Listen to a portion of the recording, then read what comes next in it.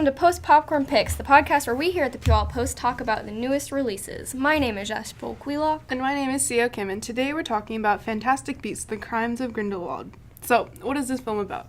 So this movie was so confusing that I'm just going to read the summary off IMDb. The second installment of the Fantastic Beasts series set in J.K. Rowling's Wizarding World featuring the adventures of Magizoologist Newt Scamander.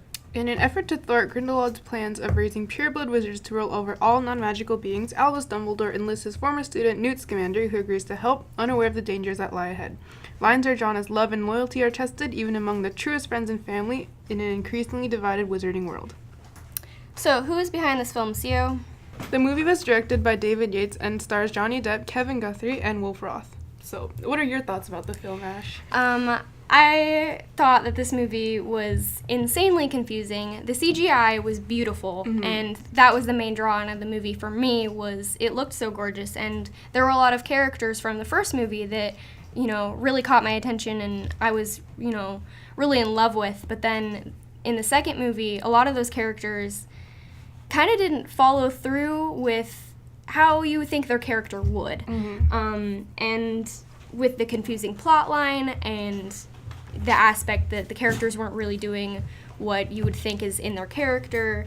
I can see why this movie isn't doing so hot in American box offices. I agree. The cinematography was actually so great. I loved it and all the effects. But I found the character development to be really confusing, as they would bring out new characters or old characters and not really, dive deper into it. And then they would kill off said characters and you wouldn't care about said character, at all. Yeah. I also found that there were really big plot holes in reference to the Harry Potter world that I found just completely outrageous that J.K. Rowling would include that in a movie when it's completely against things that are already established in the Harry Potter series. Even just me coming from a background of loving the Harry Potter movies and reading all the books and all the series, and even just watching the first movie and the second movie still just confused me, even though I knew the characters and I knew who was going to be coming out and kind of what the film was going to be about. It was still really confusing.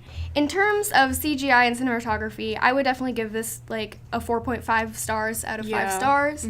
But when it comes to plotline, it was just so confusing. It's got to be 1 or 2 stars. 2, yeah. I'd agree with 2 stars.